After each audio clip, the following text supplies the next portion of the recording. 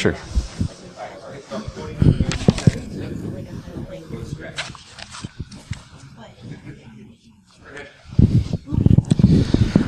So I'm Jonathan Capra. I'm the Communications Director for Restore the Fourth.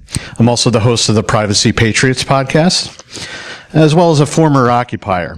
And I'm joined today by Rashida Richardson, who's Legislative Counsel for the New York Civil Liberties Union. I'm going to give my best Hackers of the World Unite speech and then turn it over to Rashida to hear about the important work they're doing in legislation and how all that works. And lastly, we'll do a bit of a Q&A session. So a bit about Restore the Fourth. You may remember it as a minor movement that cropped up on Reddit in the wake of the Edward Snowden revelations in 2013, culminating in a series of marches against mass surveillance.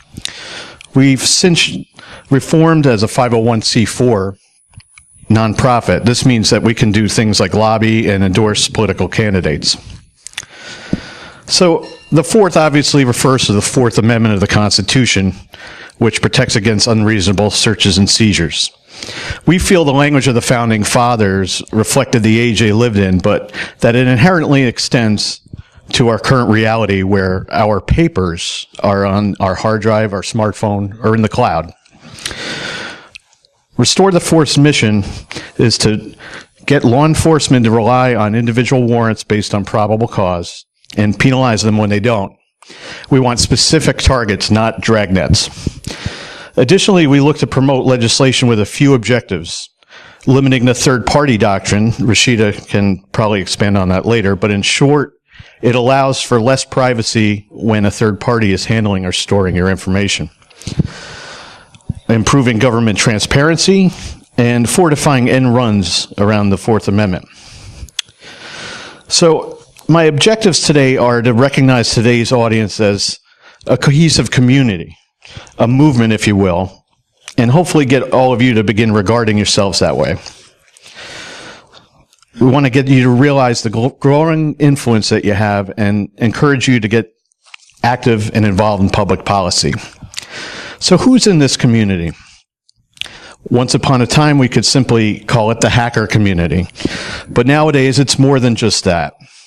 We have the coders, both communal and commercial, the information security specialists, the white hat hackers, which is going to be the majority at this conference, fanboys, for lack of a better word, very passionate users for whom the software made by this community is a way of life. And we're starting to see journalists and traditional activists come into the fold. I observed this at last year's HOPE conference, for instance, where alongside traditional hacking, you were just as likely to find panels on protecting sources and FOIA requests. So I'm trying to bring a bit of that to AnyCon today. Lastly, librarians, the original protectors of information. So what influence do we have?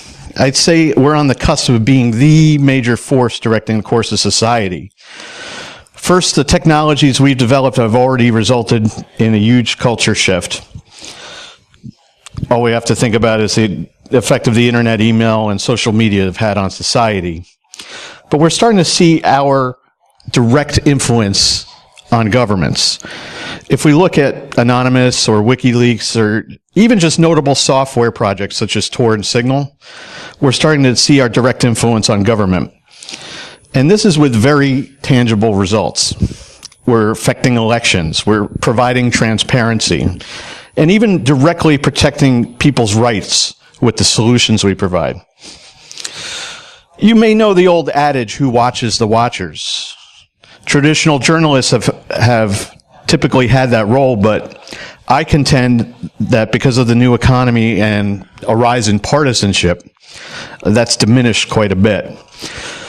But I think we're filling that void and becoming the fifth branch of government with a new form of vigilantism.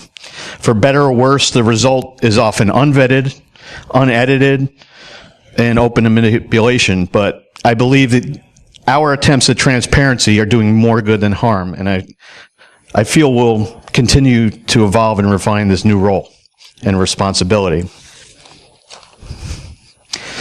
So the reason we know we're gaining influence is that governments are starting to take notice. We see evidence of that from the politicians who are responding with knee-jerk legislation. Let's take a look at some of the notable pieces of legislation we've provoked. The federal anti-encryption bill. Luckily, this never got farther than being just draft legislation, but in the wake of the San Bernardino shooting, Senators Dianne Feinstein and Richard Burr wanted to require American software developers to insert backdoors into consumer technology that used end-to-end encryption. It's notable for its ignorant assumption that you can somehow make encryption crackable only for the good guys, but also because it was proposed jointly by a Republican and a Democrat. And interestingly, we've seen that often privacy issues are not a partisan issue. But when Dad says no, let's go ask Mom. Assemblyman Matthew Titone attempted the same thing on the state level here in New York. The proposed bill said any smartphone that is manufactured on or after January 1st, 2016, and sold in, or leased in New York shall be capable of being decrypted and unlocked by its manufacturer or its operating system provider. We saw similar bills crop up in California and in Louisiana as well, leading to some suspicion that the National District Attorneys Association may have been behind this. Another bill of note back in D.C. was the burner phone bill put forth in the wake of the Paris attacks. More knee-jerk fear over what bad people might do with technology. It would require identification to be presented before you could purchase even a prepaid SIM card for a mobile phone. At the time I wrote this, the Textilizer bill was poised to go to committee here at the Capitol. It would require every driver in New York State to turn over their smartphone for forensic analysis after a car crash using this new device. A group called Parents Against Distracted Driving is the face of this, but if we look behind the curtain, we find the real driver of this bill, Celebrite, a name most of you may know as the ones who cracked the San Bernardino iPhone.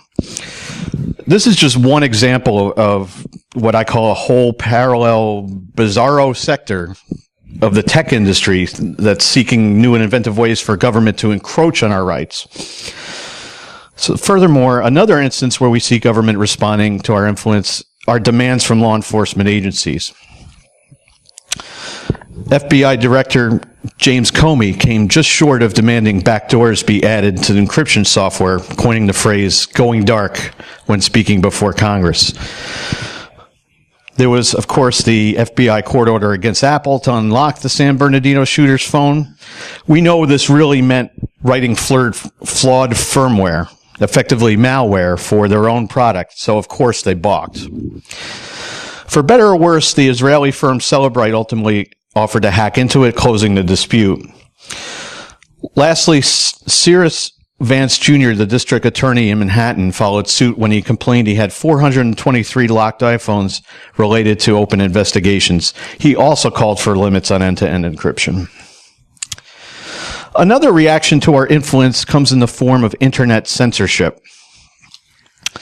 This has cropped up in different forms in different parts of the world. A popular approach here in the U.S. was site blocking via authoritative DNS. Immigration and Customs Enforcement use this method to target file sharing sites. Without getting too technical, since the U.S. leverages the root DNS servers, they were able to seize these domain names for sites anywhere and redirect them to this ominous splash screen, all without any due process. So then we've seen instances of complete disconnection from the internet at the TCP/IP level, or blocking sites via recursive DNS, i.e. lookup servers. Fortunately, we only really see this in nations that typically have a single upstream internet connection or a single ISP for the whole country. We saw this in Cameroon, Ethiopia, and Turkey. Some of you may remember this graffiti when Turkey tried to block Twitter, instructing people to switch their devices to use Google's lookup servers to get around the ban. Meanwhile, when Egypt tried to block the Signal chatting app, Open Whisper Systems patched their client to redirect Egyptian users through a proxy server. To a lesser extent, we're also seeing governments actually changing their behavior, becoming more transparent. In the wake of the Clinton email scandal, I think politicians are more aware of what channels are actually secure for discussing classified info and what's not. And in the Trump era, we're now seeing officials and staff members finding the value of using encrypted apps like Signal. Lastly, another effect we're starting to have on our government is poaching. We're beginning to see some trend of brain power fleeing Washington, D.C. for Silicon Valley, because the tech sector is really what's directing change in society these days, in contrast with the slow process of traditional government institutions. So what's been holding our community and our movement back? For one, we haven't been around as long, but we have an opportunity to learn from past movements. We have a lot of philosophical issues within ourselves, open source versus commercial, platform wars, even tabs versus spaces. I also think we tend to, as a community, we generally tend to gravitate towards discrete concepts like math and logic. Politics is a lot of the abstract and, frankly, a lot of BS, so we tend to avoid that. Eliteness. Why worry about laws if you can just write software or protocol to get around it? Fair enough. But we have a larger obligation to society, and we should work to make sure that our values are the norm and not the exception. Read the manual. As our community gets more diverse, we need to be more accepting of people of varying technical ability, as well as design applications with the average person in mind. Think PGP versus Open Whisper Systems Signal. Another obstacle is that the chain is not linked. And what do I mean by that? But we have grassroots organizations that are representing citizens, or to use our terminology, end users, while the tech industry itself has its own organization, lobbying firms like TechNet and the Internet Association. For better or worse, in America, issues don't really come to a head until it cuts into someone's bottom line. So it's going to be important for our movement to unify the two in order to leverage the financial power of Silicon Valley corporations. We're starting to see individual civil liberties issues squeezing that bottom line. Now that customers are moving to non-American solutions for security, a non-neutral internet threatens ingenuity, and ISPs are hampered by government demands for user data. Diversity, especially since marginalized communities are likely to be the initial targets of surveillance, it's important that we're more inclusive to them. But because of that same reason, I feel we naturally will as time moves on. Lastly, there's no good name for this community that I keep talking about. As I noticed once upon a time, it was aptly known as just the hacker community, but we know that that's somewhat of a dirty word to the rest of the world. But as our community grows, it's also not really that accurate anymore. So what do we call ourselves? The digital privacy rights movement? The tech community? Just good old nerds? So I invite anyone with a good suggestion on how to collectively characterize ourselves to give suggestions. But if we're a political movement, how do we win? I think it's important that we emulate other movements that have been successful. Two good case studies ironically come from both sides of the spectrum: the gun rights movement and the LGBT movement. Both of these movements are rooted in shared interest. I'd literally say passion. Now, I don't want to minimize anyone's experience by equating the passion of romantic partnership with enthusiasm for firearms, but it involves passion of one level or another. And that makes both of these issues a party issue, I'll call it, as opposed to, a cleanup issue. Let me give you an analogy. Imagine a house party.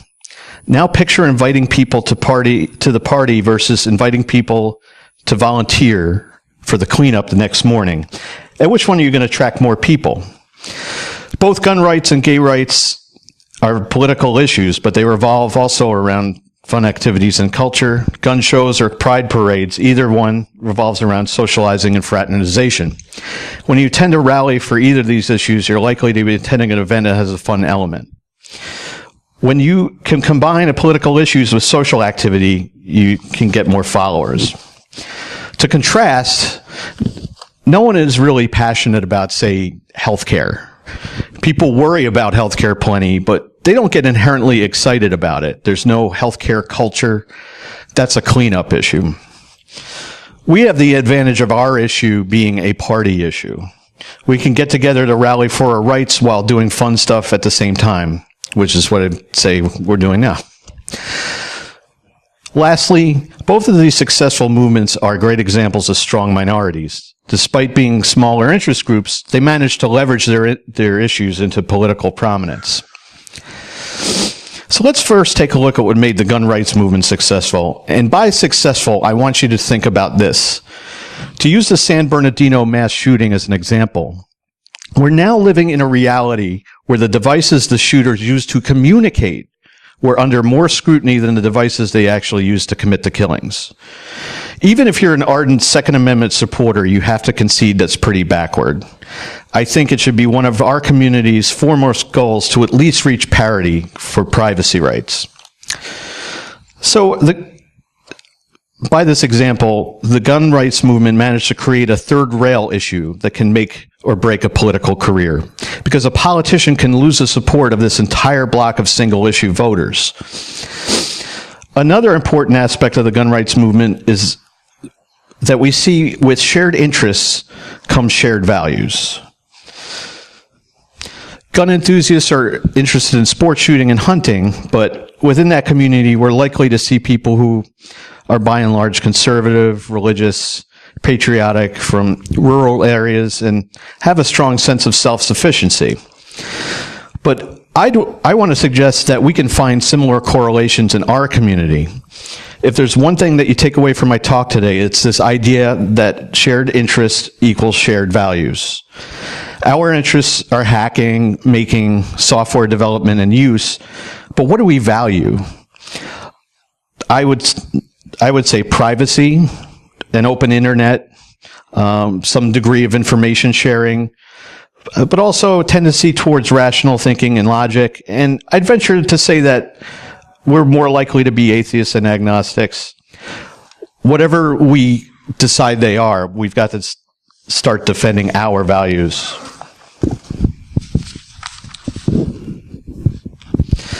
An organization like the NRA has done a good job representing both the interests of the industry and their end users. They've managed to become one of the strongest lobbying forces as a result. One other important attribute of the gun rights movement is a shared narrative. They have a solid shared story, a gospel, if you will, that resonates with their followers. So I urge you to ask, what's our story? On the other side of things, if we look at the LGBT movement, we also see a movement where shared interests are tied to shared values. It's an issue of passion, and it's a party issue rather than a cleanup issue. But the most valuable thing I took away from studying the LGBT movement, particularly when we look at groups like ACT UP in the 80s, is what they called an inside-outside strategy. By this, we're referring to acting inside or outside of the establishment. So ACT UP engaged in grassroots protest and street theater. These were all part of their outside strategy. But at the same time, during the height of the AIDS crisis, they also managed to get people on boards at the FDA, for instance, hence an inside strategy. They were also able to spread their message concentrically. They were slowly able to gain acceptance and support, first from their own family and friends. There were many years where folks coming out had their loved ones turn their backs on them. But eventually they turned the tide and were able to gather those around them as allies.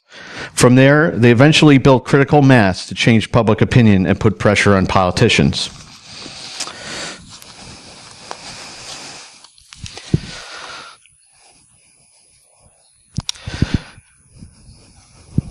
I lost the page here.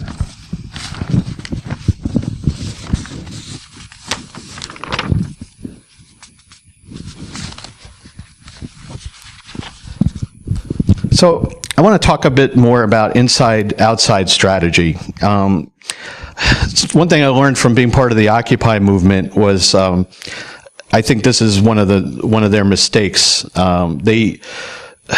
They wanted nothing to do with the establishment, so they were only working on the outside, we'll say. They partitioned themselves from electoral politics, and even some of the working groups were chastised for wanting to raise money to support the movement. But like, if we look at our movement, we've done the outside phenomenally well. We've provided leaks of information, we've made hacks as political statements, and we've even created subversive technology that's allowed people to bypass bad legislation and oppressive regimes. But we have to work inside. We have to build coalitions. For instance, we see non-technical groups that are strong supporters of digital privacy, such as CARE, the Center. I'm trying to remember the Council for American Islamic Relations, because they're most likely to be the targets, the first targets of surveillance. We want to act locally because we tend to have more chance of influence with our state and local governments than we do at the national level. There's going to be, you're going to want to engage in tried and true democratic endeavors such as voting, joining committees, and running for office. But then there's the L word, or lobbying. A lot of us tend to think of that as just something that corporations can do, but at its base level, it just means to influence a politician on a certain issue. And we have the luxury here, being in Albany, that we have access to the Capitol, and it may surprise some people that they are actually a lot more available than you think. You can actually walk the halls of the Capitol, and it's actually not that hard to get meetings with reps. So let's see here.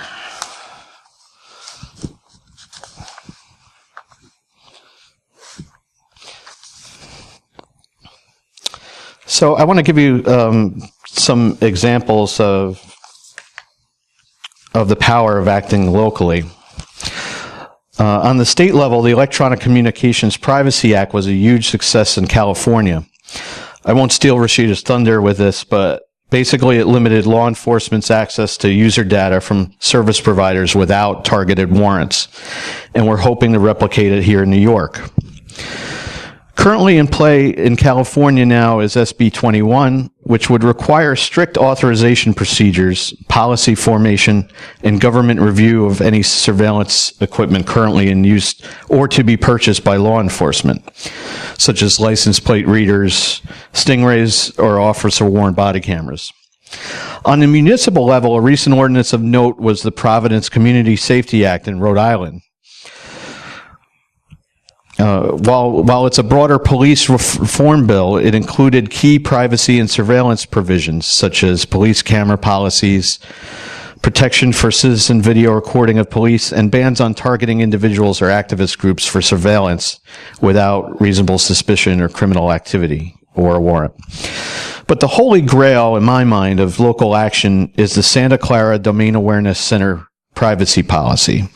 Department of Homeland Security sought to construct one of these fusion centers for law enforcement intelligence that was going to deploy about every surveillance toy out there, from facial recognition to stingray cell phone interceptors to license plate readers, and tie them all together in a central monitoring facility.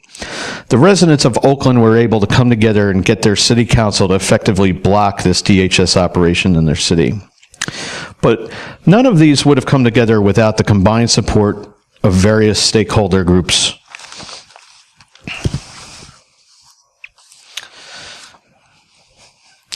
So a bit more on lobbying.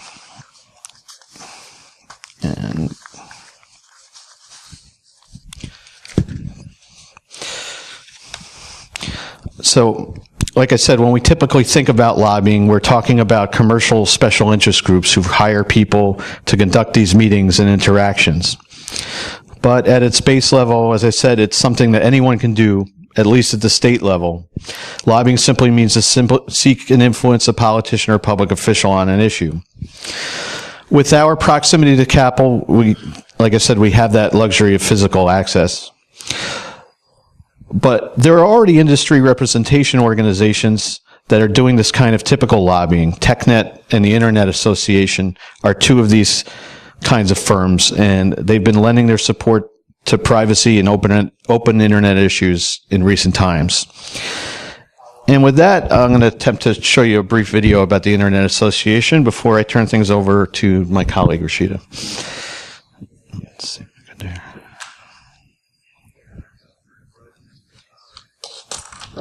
Mm-hmm. Let's see. Let's try.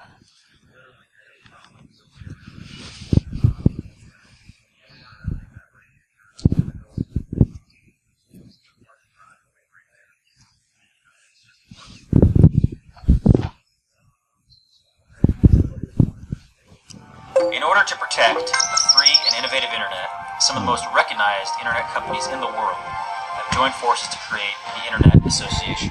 By channeling the strengths of our members... Sorry, guys. Let's see.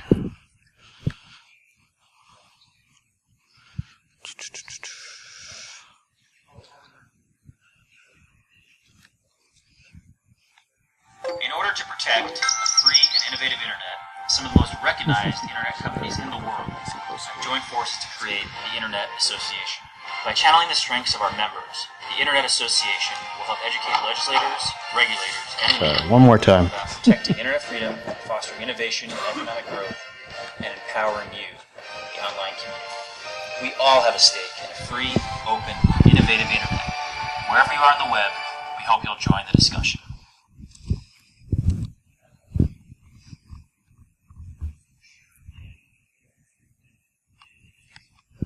In order to protect free and innovative internet, some of the most recognized internet companies in the world have joined forces to create the Internet Association.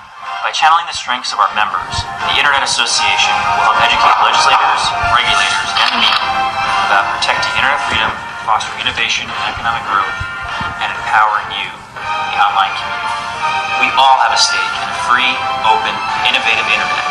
Wherever you are on the web, we hope you'll join the discussion. Thanks so much, and we'll turn it over to Rashida. How should I go back to the slide?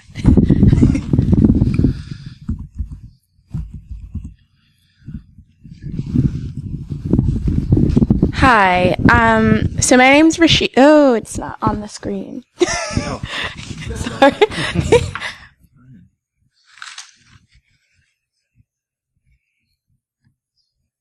Okay. No deal. Okay. So my name's Rashida. I'm a legislative counsel at the New York Civil Liberties Union, which is the New York office of the American Civil Liberties Union. So I'm both a lawyer and I do a lot of policy legislative work, but I'm also a lobbyist for the organization. So I'm up here a lot on these issues.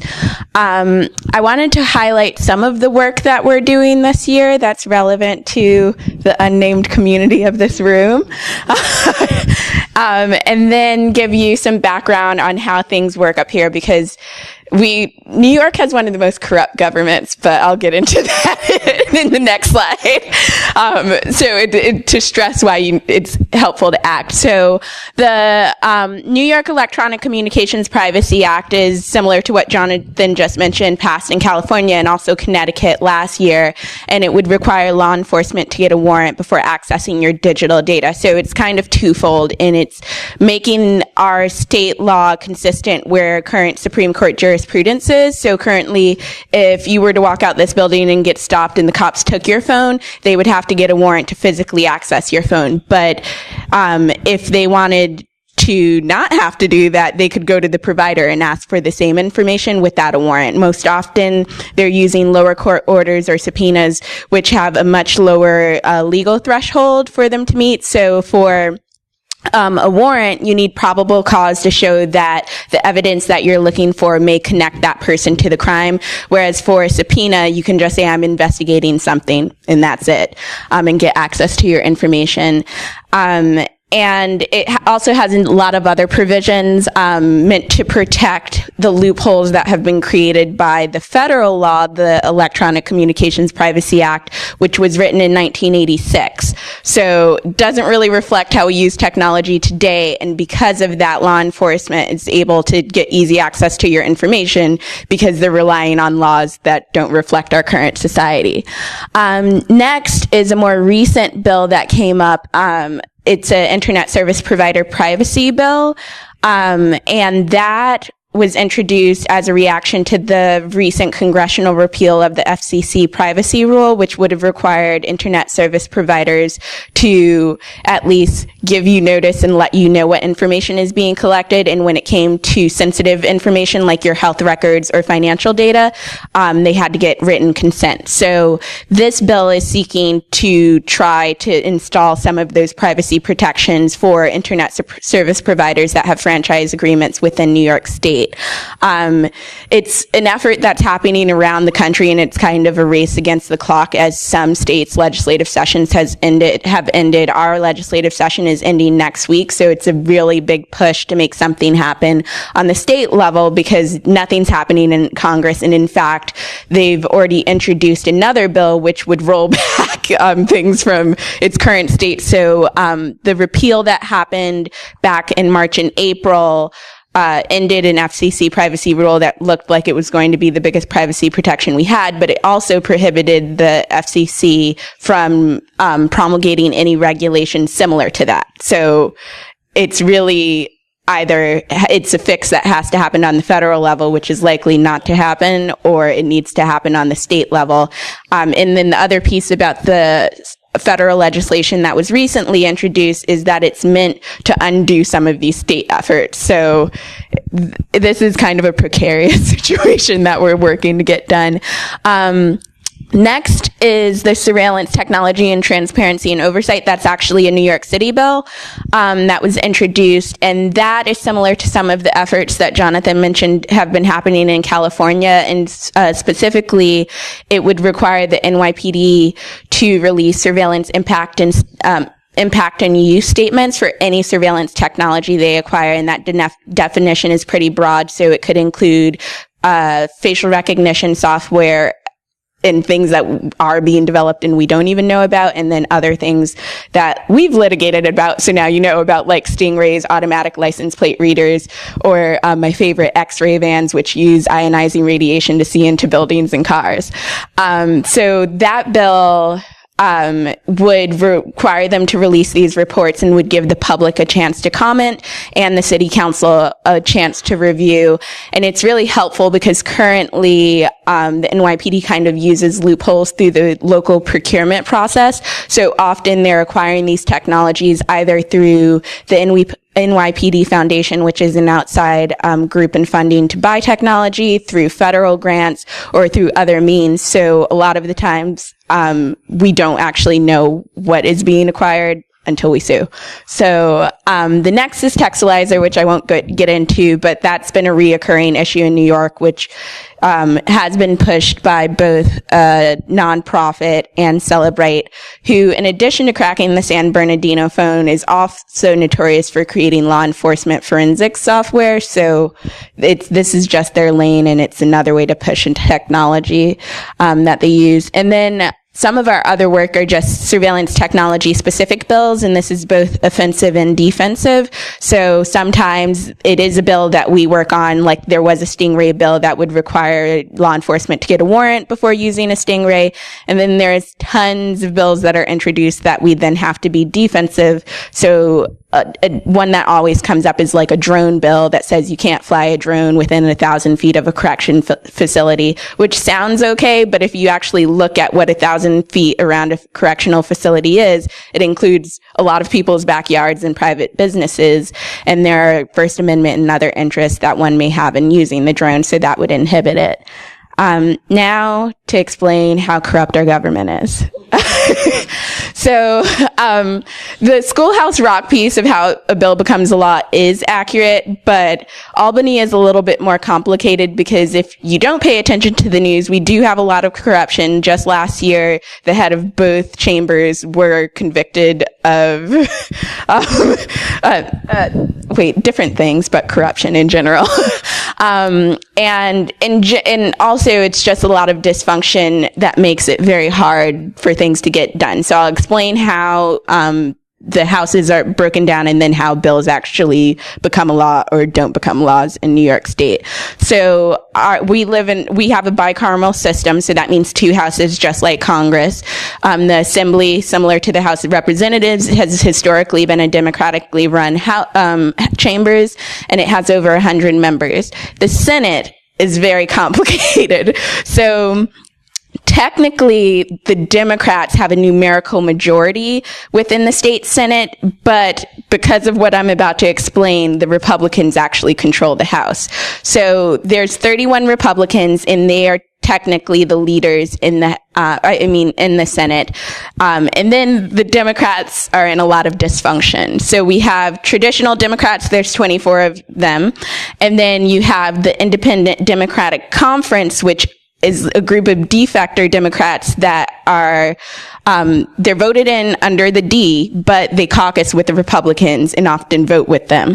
Then you have Senator Simcha Felder, who is a Democrat, but often votes and caucuses with the Republicans. And then there's one empty seat that was previously held by Bill Perkins that is historically Democratic, but it's empty right now. So because of that, even though the numbers break down, if you were just looking at D's and R's, the Democrats would run the Senate. The Republicans actually do run the Senate. So you have to it becomes a very partisan game where traditionally our organization can get a lot done in the Assembly, but you can't get anywhere if it can't get through the other house. So you have to kind of work with all of the parties, and I say that liberally since we have our traditional Democrats, Republicans, and then the IDC. Right now, to give you a current update, we're kind of in a political crisis because there's tons of infighting within the Senate, and the New York congressional delegation and the New York, I'm now blanking, conference, like DNC, Democratic National Conference, are pressuring the Independent Democratic Conference to rejoin the party and even threatening to take money away from them if they don't rejoin the party. So they're in a political grandstanding right now where they're trying to flex their power and show that they still have some influence. The head of the Democratic Party in the Senate is trying to force a move, and the Republicans are trying to maintain their ground. So this next week is going to be kind of crazy because we don't know what's really going on and where things are going to shift. And since we're going into an election year next year, a lot of people are scared about their seats. So a lot can happen or nothing can happen within a week. So how a bill becomes a law. Traditionally, bills come from different sources. Sometimes legislators come up with them. Sometimes, or at least from most of my experience, a lot come from the advocacy and constituency community. So sometimes I'm writing the bill and we find a legislator that cares about that issue to carry it, or sometimes legislators will reach out to us knowing that we have an expertise in a certain area and we'll work with them to draft a bill. Sometimes there's program staff, which are like subject matter experts in both chambers. Sometimes they develop legislation based on what's happening in the news or reoccurring issues and problems, or sometimes, like with the ISP privacy bill, reacting to something that's happening on the national level. One of the reasons why I say New York is dysfunctional is because we have the most amount of bills introduced in a year, 15,000. That's a lot. And maybe only 100 will actually move. So often you'll have duplicates of the same bill. So it sometimes is very hard to stay active and know what to support, because you may have 7 bills you need to look at, and unless you want to read every single bill, you won't really know the difference. So that's why we try to be helpful in partnering with people, and we create one-pagers and often try to help dispel what's in a 100-page document of a bill. In order for a bill to really be viable, it has to have a companion in the other house. They're known as same as, and that means every word needs to be the same. So often, if you have one sponsor in one house, they'll hand over the information to the other sponsor so that way they can introduce the same bill, because sometimes you'll have similar bills introduced in different houses, but they're not complete same as's, just because of problems. Then where most bills die is in committee assignment. So depending on the subject matter, a lot of bills that I think the unnamed community would be interested in typically goes to consumer affairs, sometimes code. So the Electronic Communication Privacy Act goes to codes because it's reforming the criminal law. So it will go to that committee, and often it sits there and dies, especially if it's a one-house bill.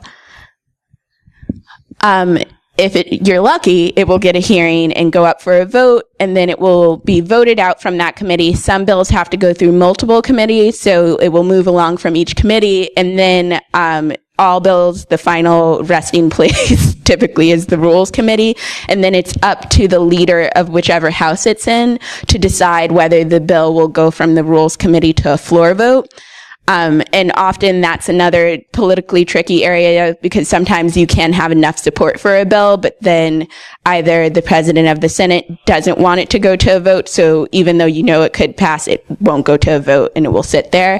And then finally, the bill can be delivered to the governor's desk. And you would think that would be an easy, we won, victory route, but the governor, you kind of have to engage him early on any legislation, because even in this past year, there's been major bills that have passed with overwhelming support in both houses, and he vetoes or pocket vetoes it. So then it has to go back through the same process again. So there is also a certain amount of lobbying that has to happen with the governor beforehand, because it's not always a sealed deal by having it go to his desk.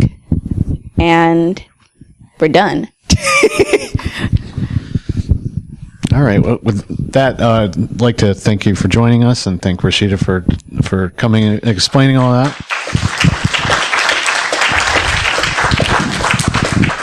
And I'd like to urge you, especially those of you here in the Capital District, if you want to get more active, feel free to visit our table for Restore the Fourth and give us a contact card.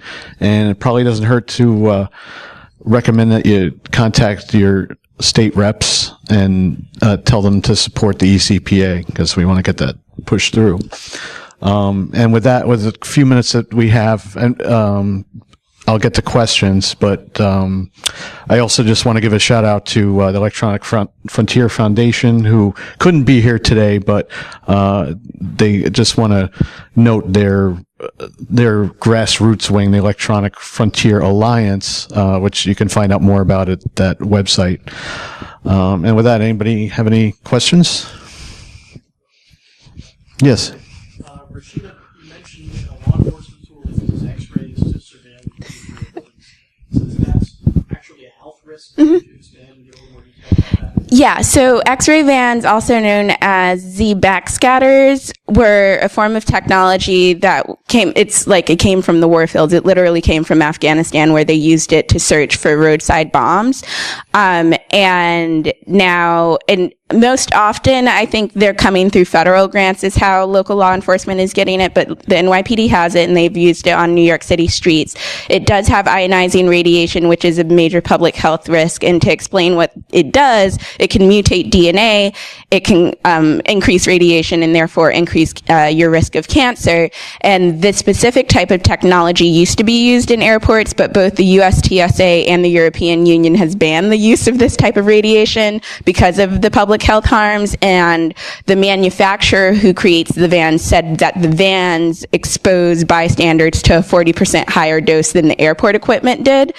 And on top of that, the vans cost around, I think, they range from $750,000 to $850,000 each. So in addition to like the privacy and public health, civil rights and civil liberties concerns, one thing we push for that local legislation in New York City is it's also a fiscal concern, especially when you're looking at major cuts coming from the federal government, which can affect the state budget and local budget. If just 5 of these X-ray vans are purchased, then that's millions of dollars for exposing us to public health risk, looking inside our homes and cars, which is like creepy in itself. And that's also money that you're then like, could that go to schools? Could it go to infrastructure? Could it go to a lot of other things, particularly when we know from just Edward Snowden's revelations and other information about mass surveillance that this mass collection of information doesn't necessarily mean that it's going to stop crimes or necessarily stop a terrorist attack, because it's hard to look through the vast amount of information that's being collected. So, yeah. Any other questions? In the back. Yep. That's you. So you mentioned law enforcement and cell phones. So in the instance of, say, a traffic stop, you pull over for a stop sign violation or something, and they want your cell phone, or more specifically the access code. What exactly are the current laws regarding that? Well, I believe it gets a little murky right now. There was recently a judicial ruling that pretty much says that you need a warrant to access that information. But as we see, you know, we have these local state bills that they're trying to, you know, kind of go the opposite direction. And as well, we have instances at the border that have become notorious where the Border Patrol sees fit to grab someone's cell phone. So right now it's kind of Wild West. You can just say no. Because in that situation, if you're stopped and they ask to see your phone, technically the case law says they need a warrant. So you could just say, you need to get a warrant for it. Technically they could say, like, if it's a stop because you ran a light, that's a little different because there's exceptions to the warrant. So if they say it's an emergency exception and they need to see, then they need to have a showing to do that. So a stop, like running a stop sign, really isn't an emergency. So you could actually challenge that. But this is where it's like, it's hard to give a clear answer. But the law right now, if you're stopped, they ask to have your passcode or see into your phone, you could say no, and they have to get a warrant. But they could, if, let's say you get a ticket and then they have your information and whatever reason they're trying to get into your phone, they could go to Verizon, AT&T, or whoever your provider is to get information. Or if they're trying to get access to your email or whatever, they could go to the provider and get it without a warrant. And yeah, without the ECPA, they could go get that stuff without a warrant, just with a subpoena or something much less than that, correct? Yeah. So, at the very least, we want to see them have to take the extra effort at least to get a warrant and go to a third party than to just willy-nilly have access to your phone on site. Over there. Yep, you. So, what's one action point, like a takeaway that you could go home and maybe this weekend or next weekend and do something that's helpful? What would that something? Well, in this area, I'd reiterate calling your reps for support for the CPA. You know, I think we're kind of a small chapter here in Restore the Fourth in Albany. So if, you know, I'd love to take the opportunity to get together with some of you in the future and kind of game plan some of that. But I mean, there's going to be lots of opportunities to kind of interact with politicians in the future and kind of make our voice heard. You know, another thing is to start thinking about the different stakeholders that are in your community, and maybe start engaging them in conversation and seeing where the commonalities are on these issues. You know, like different communities are going to have different reasons why they want to support digital privacy rights and such. And, you know, if we can kind of connect with each other first, then we can figure out the next steps about all of this process that we, you know, unfortunately have to go through, and it's going to be different for state and municipal level. So that's where it starts. You know, once we get enough of us together, then we can, as we've shown especially, let's say in Oakland, then you kind of have this critical mass, and they can figure out, traverse the processes of traditional democratic institutions. I know by the description, it's maybe not the most appealing thing to want to get involved with, but unfortunately, the folks on the other side will kind of determine our society and how we live if we don't. I just get very specific. So if you want to do something within the next week, that's very helpful. So the New York Electronic Privacy Act, you should write down these two bill numbers. It's the Assembly bill is A1895A, and you can call your your assemblyman, but it's also helpful to call Speaker Carl Hasty's line, and say that they need to bring the bill to a floor vote. And then in the Senate, the bill is S6044. You can call Senate President Flanagan in the same request that the bill needs to go to a floor vote, because pretty much by the session ends by Wednesday. So if there's more constituent outreach today, over the weekend, and even on Monday, it's more likely that the leaders in both houses will feel pressured to actually move. So that's what we've been doing for the past week, is adding a lot of pressure to make sure the bills go to a floor vote and can hopefully pass and be not vetoed by the governor. Can you reiterate Heasty's role and why it's important that we talk to him about it? So Speaker Hasty is the head of the Assembly, and Senator President Flanagan is the head of the Senate. They control what bills come out of the Rules Committee, where most bills are stuck, and decide which bills go to the floor for a vote. So the more they hear from constituents, the more they hear from people that this needs to be voted on, the more likely that they are actually to move the bill. Okay, with that, I think we're going to wrap it up. So enjoy the rest of the conference. And I also encourage you, if you want to check out our podcast, Privacy Patriots. Have a good one.